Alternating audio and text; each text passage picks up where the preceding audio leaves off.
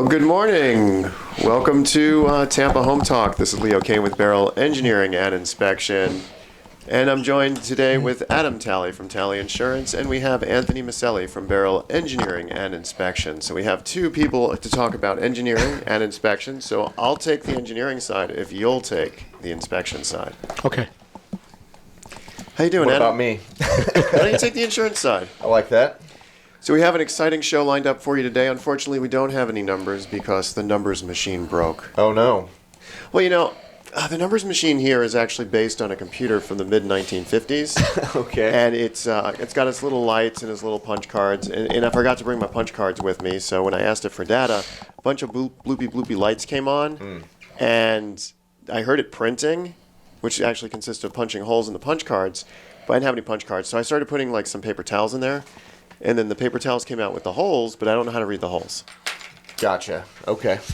So what I did get was some really hyper-local numbers, which I don't even know where these are from, but they're really hyper-local, which means they're depressed. Why do we think they're hyper local? Because it only says 372 listings. Pretty much. Okay. So yeah, we can't do that. So instead, Awfully low. So we're in the midst of what we're calling an insurance crisis here in Florida, to the point where the state government, the federal state government, is taking some attention to that. Okay. In what sector? Probably the crisis of the rising cost of insurance. Okay. Pushing people out of our beloved state of retirement. State of retirement. Okay. No, I'm being serious. Okay. Yeah, I'm following you. So all that being said, let's talk about insurance today. Okay. Let's talk about how you can qualify for insurance. Let's talk about how you can reduce your insurance. And let's talk about certain things you need to get insurance. And what I'm primarily focused on here is going to be homeowners insurance for personal property. Gotcha. Okay. So why don't we start a little bit with how we got here? How did we get to the position of skyrocketing insurance costs? And Adam, why don't you give us a little breakdown about insurance companies coming into Florida and leaving Florida? Since let's go all the way back to 2008. Okay. 2008. Well, where we got to today, I guess, if we're starting back 15 years ago, 16 years ago, whatever that would be, we had a long stretch of no storms hitting the state, which was, obviously pretty good for us. But what happened is during that time, and you'll notice a lot of or almost every of all of our homeowners insurance carriers are domiciled in the state. Right, you don't have any of the big national brands that you see advertising for auto insurance. Those carriers don't really exist here as far as property insurance. When it comes to homeowners. USAA? They still have policies, but they're just not really writing. Right, like we still have nationwide homeowners policies, but I haven't written a nationwide policy in 9 years. What about Progressive? Progressive. So when Irma hit, Progressive bought ASI. So Progressive's Florida homeowners was an ASI product. ASI started as a carrier in Florida, so still kind of fits that mold if we want to look at it like that. But when Irma hit, ASI, as they do, every carrier does when a storm's coming, they shut down your ability to write coverage. ASI never turned it back on. So I do believe they are writing, sparsely here or there, but it's very, very few and far between. Anyway, back to your story. Back to the story. Anyways, so a lot of the carriers, they're coming into the state. They're starting off fresh here, and reinsurance rates went way, way down, right? And reinsurance, for those that are listening, is insurance for the insurance carriers. It's layered, and it's there for catastrophic situations, right? So like an Ian and Irma and Nicole. Ian, Irma, Nicole, anything. So what it'll be is, and it's dependent on how many, your total risk layer in the state, so to speak, but you might have, say, the first $30 million is on the carrier, supposed to come out of their reserves. Then once you hit that next dollar amount, the reinsurance comes in and picks everything else up. So who are these reinsurance companies? There's many reinsurance companies. They're all over the place. A lot of carriers, some of them even have their own reinsurance company. So they're too numerous to really name. So anyways, reinsurance rates were low. We didn't have any storms. We had a lot of carriers coming into the state. And then boom, we start getting storms again, right? Which is, it was rare to have 10 years, I would say, with really that low of activity. So basically, we didn't have storms. I mean, if you looked at the Hurricane Charlie, Wilma, Jean, Francis years, 2000, Ivan, 2004, 2005, then we went into housing market collapse, and we didn't really start picking up storms again until, was Irma the first one? No, I think there was some before Irma, but Irma was the first big one, I Right. would say, coming back. And then ever since Irma, we seem to get probably one or two a year that are scary, right? Impressive. Right. Like Ideala last year, which wasn't really It was, but it was, that was water. That was a lot of that was flooding. a lot of flooding. Yeah. Flooding is federally insured, so that's FEMA that's doing flood. So at least that helps a little bit. And with Idalia, I will say we got really lucky that it probably hit the least populated path it could have.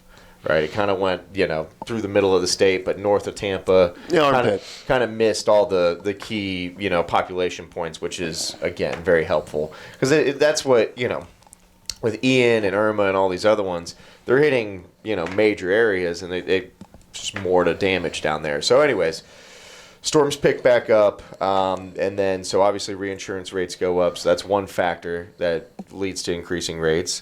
And then, there was the AOB crisis, if you will. And AOB, what's an AOB? Is assignment of benefits. Okay,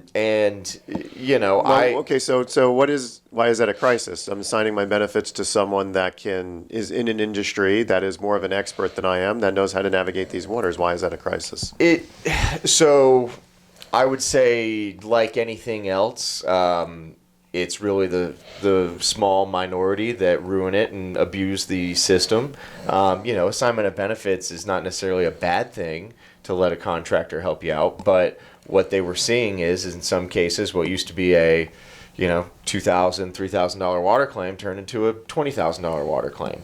And then the negative part of assignment of benefits is you give that contractor, whoever that may be, the right to sue the carrier in your name. So you get all these lawsuits. So it's not even just paying the more on the claims. If you want to fight the claim, now you're probably paying just as much to fight it. So then they're caught between do I pay $25,000 for an attorney to deny it or $25,000 to just fix the claim and move on?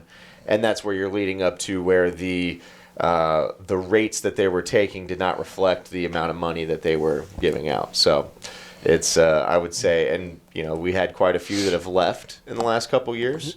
I will say the market is stabilizing on the homeowner side. We're seeing rates go down.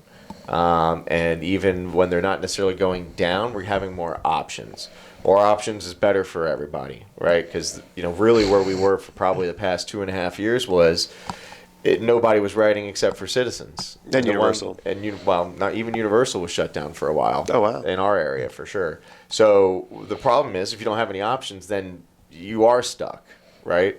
And Citizens, for as good as they are for our state, I will say Citizens is good for the state because without Citizens, you talk about a housing crisis. If you can't get insurance, you can't buy a house, right? So there's a lot of negatives with Citizens, but it did what it was designed for, which was allow people to get insurance when a private insurance carrier didn't want to take them.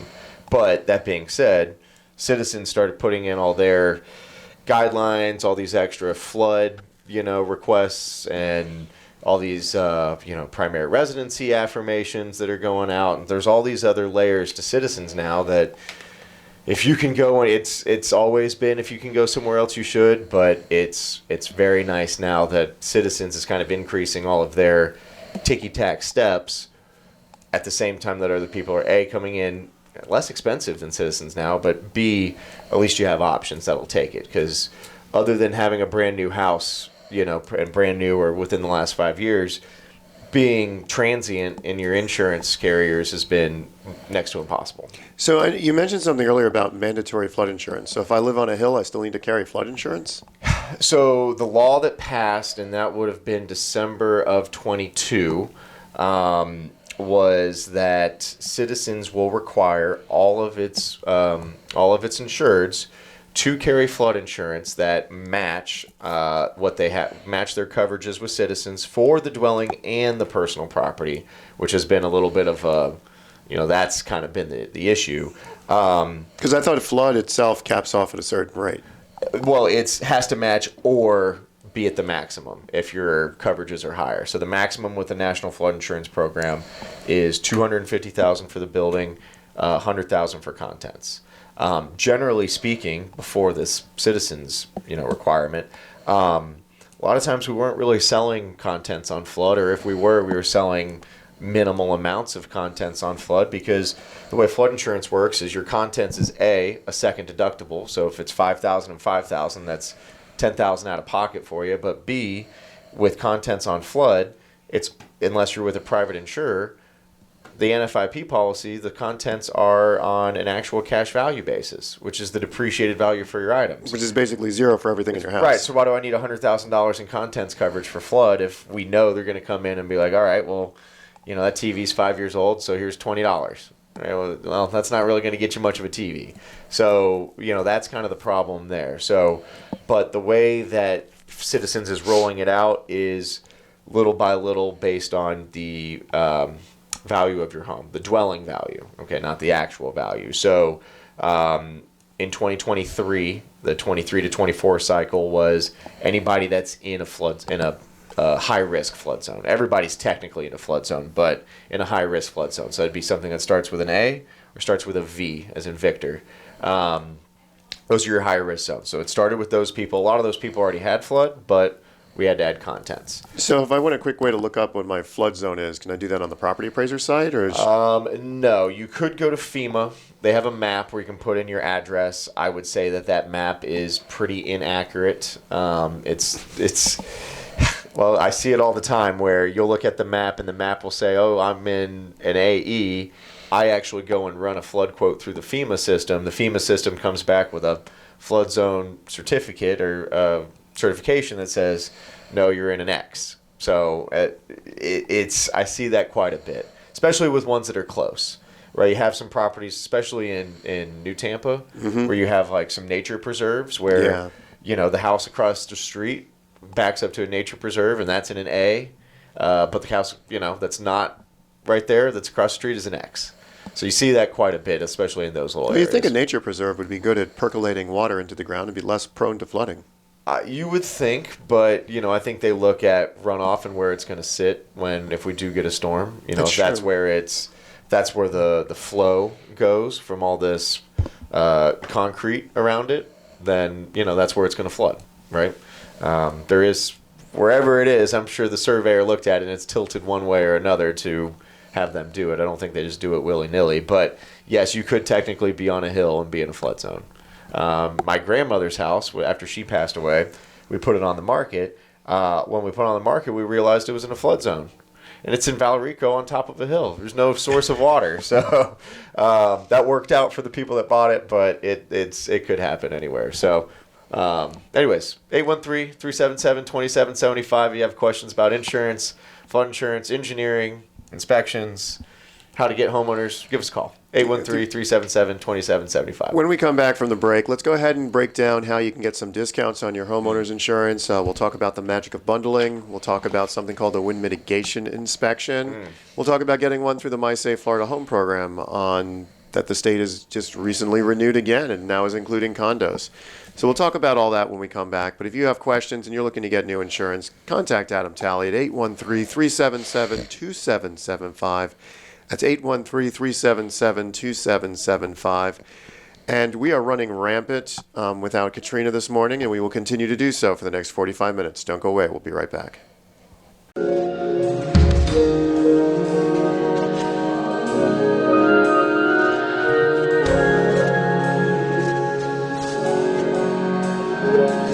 Welcome home. This is Adam Talley with Talley Insurance. You're listening to Tampa Home Talk with me, Leo Kane from Beryl Project Engineering, and Anthony. I'm sorry, Anthony. That's I didn't have your name sitting in front of me. Also with Beryl. Lead inspector? Head inspector? Field manager. Field manager? Okay. Field manager. We're bringing like the big that. guns. Yep. I like that. So before we left, you teased a little bit about, how to get insurance discounts, maybe wind mitigations, that kind of stuff. So there's two inspections, and we talk about this quite frequently here, but there's two inspections that we need for homeowners insurance. What are they?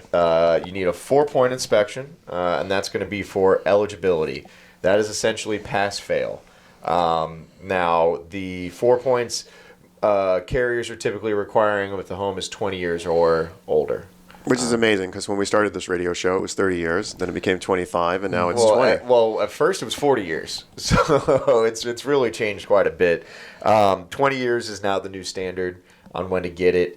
And I will say that now that we have some carriers going back and changing some roof guidelines, if your house is, say, maybe only 15 years, but the roof is original, we might be able to get you not with Citizens, but we need something that shows how much useful remaining life the roof has. So that's like a roof certification. Roof certification, but they'll want to just see the full thing as a risk, because if you haven't replaced the roof, what else have you deferred maintenance on? Not that I think roofs should last more than 15 years personally, but you see where their line of thinking is going with that. Well, they've come up from 10 years. I know for several years they were trying to get the Senate were at 5. They were trying to get the Senate to approve a bill that said you can't have a roof more than 10 years old in the state of Florida. And that would be disastrous, unless you were a roofer, in which case it'd be a gold mine. I even think those roofers would be hesitant, because these roofs are too young, they're actually very difficult to tear off a building. Yeah, I see that. So anyway, that's your 4-point, all for eligibility, covers the 4 parts of the house: roof, electrical, HVAC, and plumbing. Why don't we ask Anthony some questions about what all is in the 4 components of the 4-point inspection? Yeah. Well, definitely the roof is one. Looking for any type of leakage. Right. How do you do that? It's going to be visual. You're going to have to either mount the roof, or we luckily have drones as well. So if we can't get up there, we have ways of looking around. So you do it from the exterior or the interior if you're looking for leaks, or both? You want to do both, because attic, you'll see staining, and most of the times it could be even a stain that was already repaired, so it might be dry. So it might be hard to determine, is that leaking now? And then we have Florida has a lot of times of the year where there's no rain. Right. So without rain, you're going in there and you're like, it's a stain, 4 but points in December, guys. That's what he's saying. Unless they show proof that was fixed in the past, it's very hard to say, because they only want to know if it's leaking now. Right. On that form, and sometimes you really might not be able to determine that. Go up with a glass of water and pour it over the roof and see what happens. You might be waiting quite a while. Well, that's why we're lucky for days like today where it's raining. So yes, it gives us an opportunity to see some active leaks on your roof. So I've always been curious about this, and obviously you guys are trained. I'm sure it comes up with the training and your C's and that kind of stuff. But how do you determine life expectancy for a roof? That's on all the 4 points. It's part of that roof certification that Leo alluded to. So you get up there, how do you say, okay, well, this has 7 years, this has 8 years, or is there like a device that you use, or depending on the type of roof? If mostly shingle roofs, you're going to see more than anything. It'd be granulose, brittleness. Sometimes it could be, it's so old that you can see it start to curl. That'll give you signs that it's wearing. Right. So how do you determine, 10 versus 12 or that kind of stuff? Or do you just approximating really was what you're doing. I mean, there's no way you're going to say it's going tomorrow, or approximately it's going to be that. Yeah. Okay. I mean, there's other obvious warning signs too. When shingles start to get to the end of their useful life, you have to think how a shingle's made. You got a fiberglass mat, and then you basically take crumbled up roadway and sprinkle it on top with some glue. The glue starts to break down, and I'd watch your YouTube page on how stuff is made. By the way, if you had one. Yeah, I just try and dumb it down as simple as possible. I need it even dumber than that. So I approach it to the juries a lot of times. So I'm like, it's crushed. It's a crushed up surfboard that's glued together, that has an icing layer of glue and then sprinkled on crumpled up roadway. Yeah. Is what I tell a jury, because you have to think. Talking to a jury, you're approaching 8th grade intellect. Not saying that that's the intellect of juries. That's just what they teach you to write and talk like you're talking to 8th graders. Which I know some pretty smart 8th graders. So. I was going to say that show. Are you smarter than a 5th grader? We already know those people are brilliant. So something happens between 5th grade and 8th grade where they get really dumb. Middle school's tough, Middle school's tough. Then they smoke out the weed. They start tapping into the alcohol. Next thing you know, they're no longer able to outsmart a 5th grader. Sad. Yes. Yeah. Anyway, More I digress. indictment on the adults than the kids. I digress. Yeah. So back to 4 points. So we got the roof. When you're looking at the plumbing, what all are you looking at with the plumbing? You're looking for anything that is leaking around mostly the sink area, drainage, toilets, shut-off valves would be most common. And we got to take pictures of all this stuff too. And we got to photograph every single thing that we are recording and looking for. Even in the bathrooms, you want to record every single drain, every single fixture, run everything. Make sure hot water is working properly. Okay. Yeah. Now, is there a life? You've talked before, Leo, about on your water heater you need to be changing these rods and doing this. Sacrificial rods. Yes. Okay. So electric water heaters will be that case. Yeah. So we got to do that stuff. So if you do maintain it regularly, how long can a water heater last? Oh, I've seen a gas water heater 20 plus years. Yeah. Okay. How about a normal electric water heater? If you're changing out your rod every 7 years, then you can probably get about 15 years. Okay, so you change the rod out once, you get it for duplicate its life. You want to flush the tank as well, though. Yeah, you want to flush it once a year. Are there people that do that? Flush your tank? Yeah, do like the water heater stuff. I mean, you can hire someone to do it. I mean, it's not that hard to flush your water heater tank. You basically just make sure you put a hose to it. Put a hose to it, yeah. Just got to open up the valve. A lot of clients, people who take care of their HVAC, they actually add a service where they'll come out and do your tank for you as part of an additional service. Okay. I'll have to call Comfort Authority. Yeah, just have them come out there and they can flush your water heater and they can drop a little bit of vinegar or bleach in your condensate line for your air conditioner. Okay. Which you can do yourself every month during the normal summer where it's working a lot. That'll reduce the buildup in the condensation line so you don't keep having limited shutoffs to your system. Yeah, all right. Yeah, the last thing you want is your system freezing up right before it gets 100 degrees again. Which is that normally what happens. Hottest day. So on the plumbing, we're looking for these leaks. We're taking pictures of all the valves. We're flushing all your toilets. We're running all your sinks. Are we noting what kind of pipe we have, like polyethylene? We have to know up the pipes. Mostly anything that's a poly type. Butylene type is something that insurance companies do not like. Correct. And will kick back. And those are those gray-looking ones. They have those little connecting fittings on them. Mostly in the 80s, to early 90s. You'll see those. What about if I got this plastic stuff up in my attic? It's like red or blue, or the PEX. You're talking about PEX? Well, PEX supposed to be, as far as I know, PEX is good.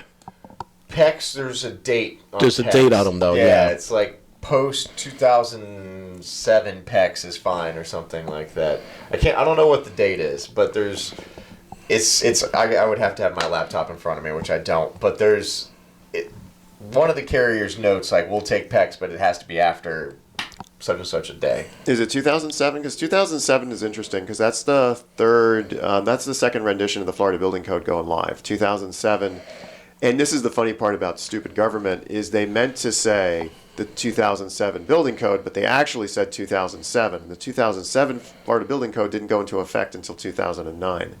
So, stupid government. Anyways, so don't hold me to that date, but there's a cutoff date on PEX. Definitely hold me to saying stupid government on repeat. Okay, well, click, smash and like that button. Smash, like, and subscribe for all your anti-government So, galvanized, they don't like to see galvanized. Well, galvanized is interesting because if you cast iron. Take a look at the galvanized piping for water supply. Basically, what galvanized piping is lead piping with a galvanized coating.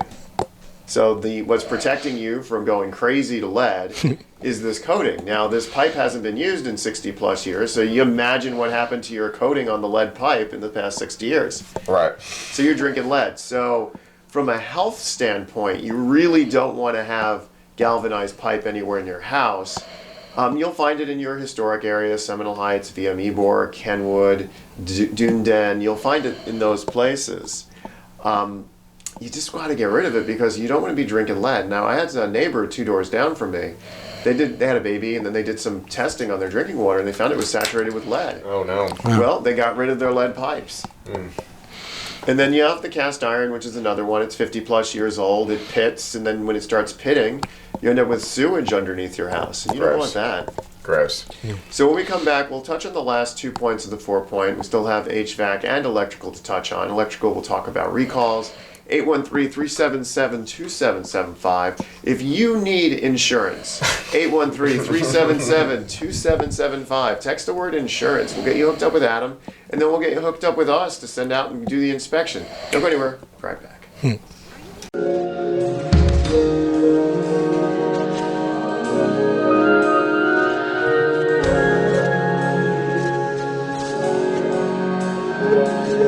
This is Leo Kane with Beryl Engineering and Inspection, bringing you all the insurance tips and tricks of the week, of the month, and of your year. I'm joined with Adam Talley from Talley Insurance and Anthony Maselli from Beryl Engineering and Inspection. Let's jump right back into asking the tough questions on 4 points. Getting a 4-point inspection. I want to qualify to get insurance. I want off citizens, or I just bought a house, or my carrier just dropped me. So I'm in this boat, got my 4-point. We've done the roof. We've done the plumbing. What's in that HVAC section of the report? So for HVAC, they want to make sure that it's working and it's a system that's not portable. So it's mainly usually it's a split system, which you currently see today. You have your ductwork, and that they want to know last time it was maintained, the year, and just how it's working as of today. We normally do a supply return type of testing to make sure that it's working in certain temperatures that we have to put on the form. So there's like a range. Like if it's 95 degrees outside, I want my cooling air to be coming out around where? Well, you want to be within a 14 to say 18 degree difference between the return vent, which is the one that the hot air the air in the home is sucking through, and then the supply air would be the air coming out. So you want to kind of know what the temperature is between those two, and the difference would be 14 to 18 degree difference. So when I go into my house in the summer and it's like 90 degrees in the house, because 100-year-old home, and I hit cold and I keep going down to like 60 degrees, does that make the AC blow any colder, or does that just mean it's going to run longer? It's going to run longer to try and hit that temperature that you're trying to go to. And it might never hit it. It might never hit it, and you're probably wearing down the AC more than you think by letting it constantly run. So if I don't do things like change my air filter or put the little vinegar in the condensate line, or I run it to the point where it's running all the time, what are some of the things that can happen? Well, if you don't change your filter, it could be a lot of problems. You can get blockage to the condensing the coils, which will cause it to form ice. And if that happens, then that could damage the coils, which is very expensive to replace that. You can get potential mold growth in there, airborne, all that could be coming through your vents, and you're going to be breathing that in as well, which is also a health issue. You don't want that to happen. So what are some of the side effects of mold? You're a licensed mold assessor, aren't you? Yes. So what are some of the Look at you lit up. Yes. So what are some of the side effects of mold that you could be breathing into the house? Well, you could feel like you're getting sick, like hard to breathe. It could be a number of things, and it might be hard for you to even pinpoint where it's coming from. There's no smell. I mean, you could get like a mildew smell. Doesn't mean that you have mold, but usually there's no smell or something that you're gonna be able to find. So if I got a problem with my HVAC and I look up in my little grills, the stuff that's in the ceiling in most rooms, floor and some others. If I look at those grills, and is there anything that I can be able to tell if I might have some mold issues around my house? You might see a lot of like dirt, dust, pollen that's kind of sticking to the grill itself. If you are seeing that, then again, it's sucking through a system, so it's probably going to the return first before it gets out that supply, and then you might want to go out and have someone clean that for you, clean up the system. I've heard some stories before where a duct will become loose, where it's touching one of the grills, and then you're blowing the cold air into the attic space. What's some of the bad things that can happen from there? That can cause condensation, because normally an attic is hot, and then you're going to have cold air hitting that. When you have heat and cold together, condensation will be moisture. And again, that's where that potential mold, mildew type of stuff can be growing up in your attic. So there's so many places where mold and mildew can grow in my house. It's kind of making me scared. Yeah. Oh, yeah. we do recommend that even if you buy a new home and you do an inspection, you might want to have an HVAC person check the ductwork, make sure they're balanced properly, because you might get one room that's always the hot room, and then you got the rest of the house is colder than what that room is. So sometimes usually it's an imbalance of ductwork. And what's neat nowadays is you have these new thermostats that are more room controlled. Like in the commercial environment, it's been around for like 40 years. But in the residential side, in the past 5 to 10 years, we've really started to see an uptick in ductwork as far as balancing dampers, internal dampers, which are doors, which will block. Because it used to be in residential, if you want to make a room cooler or hotter, you walk up to your little grill, and then you have these little flaps in front of it, and you position them. But in the commercial world, we don't do that.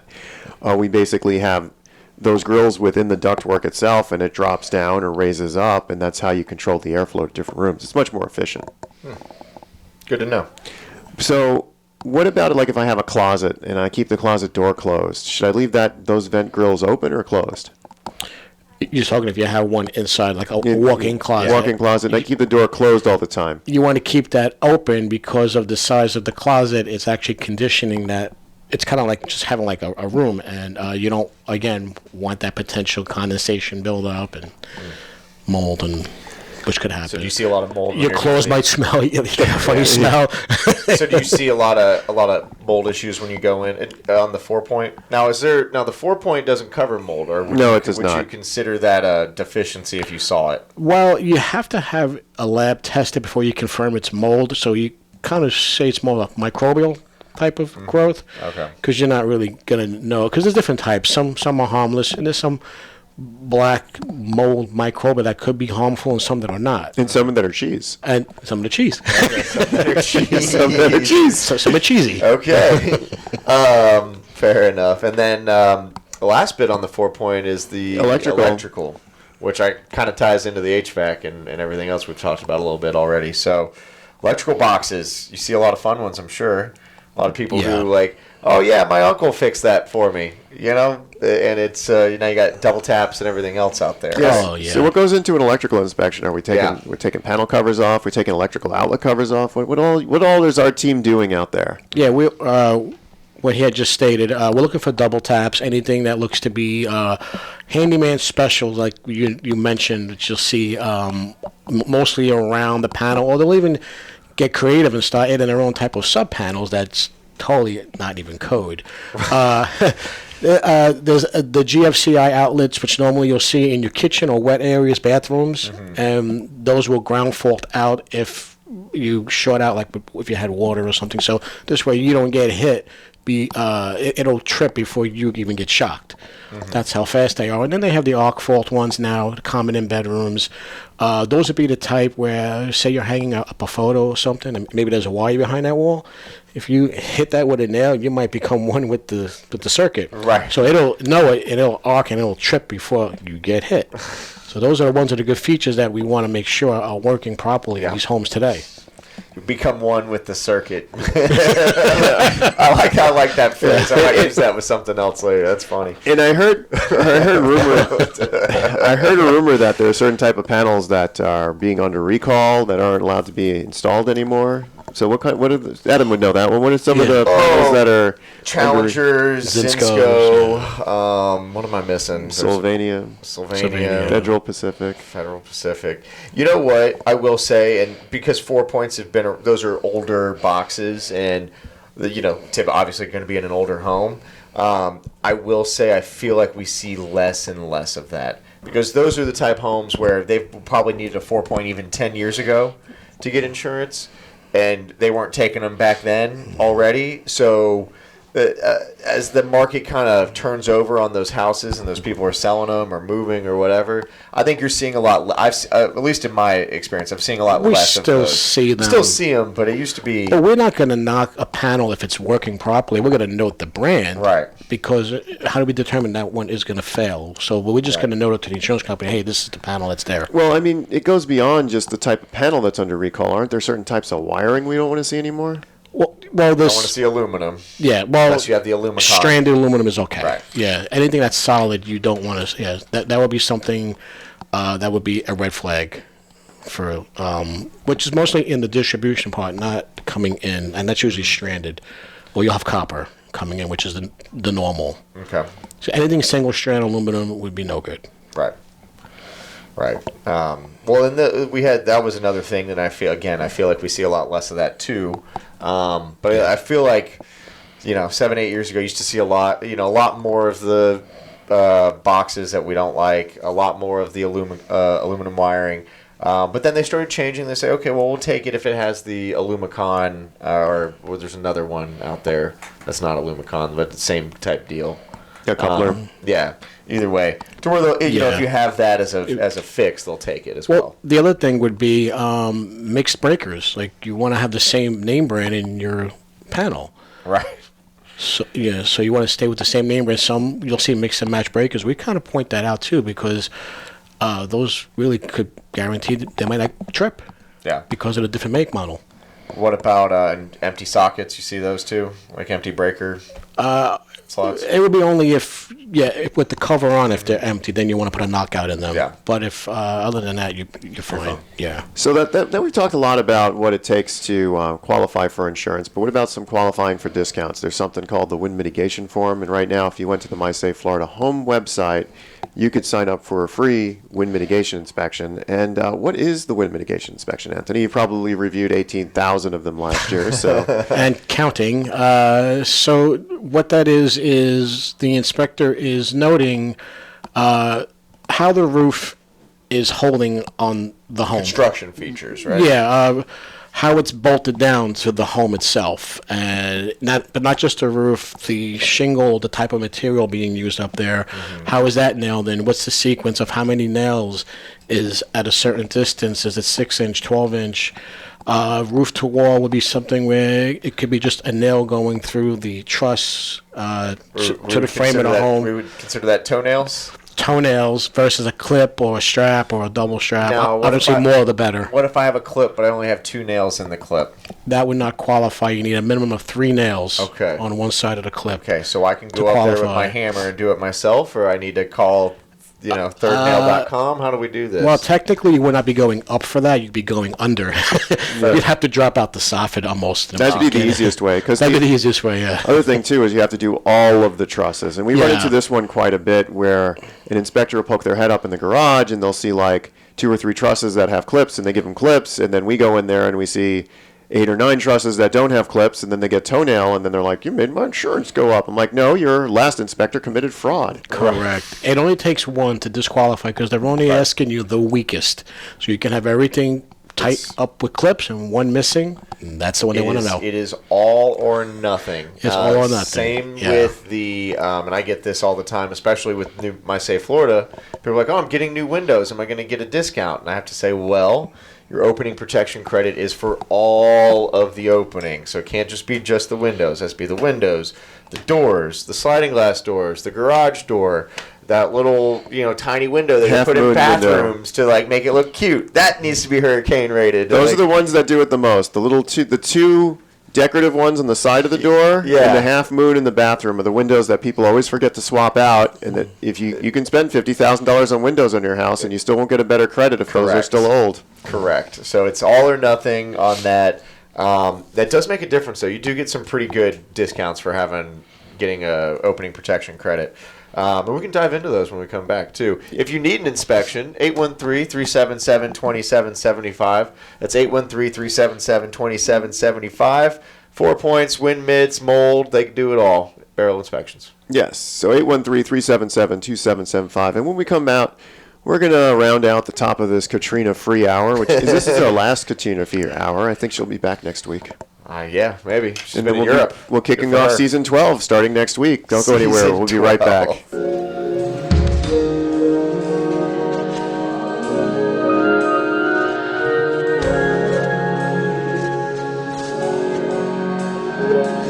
Home, this is Leo Kane with Beryl Engineering and Inspection. Make sure you are smashing like and subscribe on the YouTubes. If you find us on Twitch, if you find us on Facebook Live, make sure you are... Is anyone using Facebook anymore? I don't think so. If you find us on Twitch, if you find us on YouTube, and if your grandfather finds us on on Facebook. We are there. We are there if you need us. And we're also going to figure out how to do LinkedIn and a couple of other things. No, we're not going to figure anything out. No, we're definitely not going to figure anything out. Except for how to lower your homeowner's insurance. With a wind mitigation inspection. From Beryl Engineering and Inspection. Yes. With an insurance review from Tally Insurance. Yes. Now, I saw a real interesting one the other day, okay? There was a permit, okay, but it wasn't the completed permit. Okay, so the roof was clearly replaced at the time. Looks like it just never got closed out. Okay, so the 4-point says the permit date. The wind mitigation says the permit date. We send that to the carrier. The carrier comes back. We need a permit. Permit isn't complete. Carrier setting them up for cancellation. Yeah, that's legitimate because you have to think that you can pull a permit, which we can help you close out expired permits, by the way. But you pull a permit and the permit's never closed out. Does that mean the contractor's bad with paperwork? The contractor did the work wrong and the city wanted corrections that were never done? Or the work was never done to begin with? So an abandoned permit, an expired permit, open permits, those aren't going to qualify, and your better inspection companies will flag those during the inspection and let you know about it. The ones that don't know how to use those websites or don't know what it truly means is going to put bad information on a report, and you're going to end up with higher premiums or canceled insurance because the insurance company underwriter is going to catch it. So how long does it take to close out a permit if they needed to go to you? We usually less than a week. Okay. So what'll happen is if you contacted us on a Monday, we can have someone out there on a Wednesday. By Thursday, you can submit to the county, and usually the county, some of them can do it in a day. Most of them take about 5 business days. A couple weeks. Yeah, 2 weeks. 2 weeks from start to finish. You can have your expired permit closed out. And that's if the work's done correctly. If the work is not done correctly, you're going to have to then get a contractor out there to fix the items that the inspection company will tell you about in order for the item to meet code. Now, the trick there is it doesn't have to meet the code of today. Just the code of when the permit was issued. And installed. Love that. Yeah. I love that. Which is important for roofing because if you go back to the Florida 2020 building code that went into effect 1/1/2021, changed the way underlayment happens in Florida. Underlayment's that coating that's above the stuff you see in the attic and below the stuff you see from the ground. There's a second layer there, and in Florida Building Code 2020 changed that substantially. So is it mandatory now to have that secondary water resistance layer? it's mandatory to have either 2 layers of ASTM 220 synthetic, which is saying a synthetic layer, or a peel and stick, which is something that's stuck down to the deck, which is going to cause the roofing crisis of the mid-2030s, is you're only allowed to have 2 layers of that stuff. And when people are doing their third re-roof with that stuff, you can't put a 3rd layer on, but it doesn't come off the decking. What do you do? So we're going to have a roofing crisis in about 10 years that roofers don't know what to do, engineers don't know what to do, homeowners are unsure what to do because they don't even know it's coming. The correct solution is to tear the decking off and replace all your sheathing. So now you're talking about adding $8,000 to $9,000 to your roofing job in today's dollars. In today's dollars. In today's dollars. In $20-30, it could be like $20,000. So that is the big pushback on what all these insurance companies are trying to do by saying your 30-year roof is lasting only 10 years. Because if they have their way, they're pushing the roofing crisis that's coming sooner. Well, and they'll be the ones that'll have to pay for that too, with legitimate claims. You know, like not just the hey, you need a new roof, so we'll insure you, but hey, the wind blows here. You know, trees fall, that kind of stuff. You'll have to fix it. You have to do it. So that's interesting. That's I didn't know about that, so that's good. But you do get a discount for that secondary water resistance. Oh, you get a hefty discount, 10 to 15%. I will tell you, and we've talked about it before, but a couple other discounts that we're seeing carriers, they're unique, but I like them and they make sense. One, I'm seeing a lot of carriers, or at least a handful, where they're going to give you a discount if you can show them that you have an HVAC maintenance contract. I love it. So, you know, if you have a contract where they're coming out once or twice a year, you get a discount for that. And I think that's good because, you know, they're coming, they're probably draining out any excess, which leads to leaks. They're making sure everything else is in play. So, you know, I love that they're doing that as somebody that has an HVAC maintenance contract. I enjoy that. The other thing that we're seeing come up as a discount is water shutoff devices. Oh, that's important. Right? Yeah, like the and I know some some alarm companies have a product they can use. I have a carrier that has their own product they'll send you if you're willing to take them up on it, and they'll install it, and app works, and if it goes, it'll shut it off, if it detects a leak, which I think is pretty cool. That's awesome. Yeah, no, I love those things because anything that can prevent water from damaging a home is great, because water is going to be the number one thing that's going to damage your home. If you live on the beach, it's going to be the water carrying the salt and rusting out everything you have. If you live in an older home, it's going to be that shower pan that fails, that floods out your kitchen. Yeah. If also in an older home, you got to check your drains to make sure that if you have one of those little hosey things for your kitchen sink, just pull that hose out on occasion and run the water and make sure that the hose is tight and connected. Yeah, there's a lot of benefits to that for sure. So I think it's great. Also, if it shuts it down, I mean, the leak might already cause some damage, but if you can prevent it from causing catastrophic damage, I mean, you're going to have a deductible no matter what. So if you can keep it low, I mean, that's just going to help across the board too. I mean, you have to think that if you have a pipe break, like if you take a shower, you're limited to 2.5 gallons a minute. And if you're using your kitchen sink, you're really limited to 1.5 gallons a minute. But if you've got a 3/4 inch pipe that has a break in it, and it doesn't have one of those devices that's stopping it, you are putting 800 gallons per hour into your living room, kitchen, bathroom, and that's substantial. 800 gallons of water. Baseboards, and then you say you have to go up 3 feet on the drywall for it to tear out. Yeah. Then you get the mold that forms if you don't get mold to it that within forms, 3 days. And Anthony gets to use his certification, which he's really happy about. So, It's a good system. I actually have it. The Mow and Flow shuts it down through your app.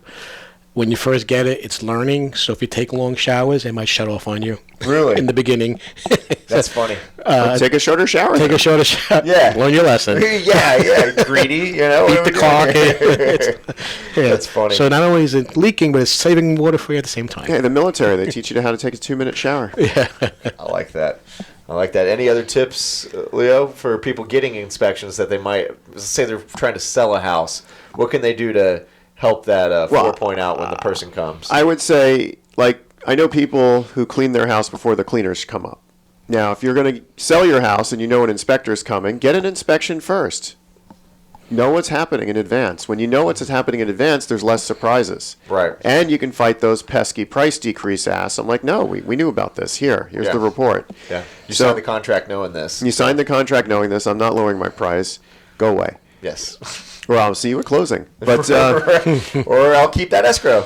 Thank you very much. But 813-377-2775. We'll be back next week. Exciting show. I think we're going to have some entertainment to talk about next week. Entertainment, okay. Entertainment. But don't go anywhere next week. Next week.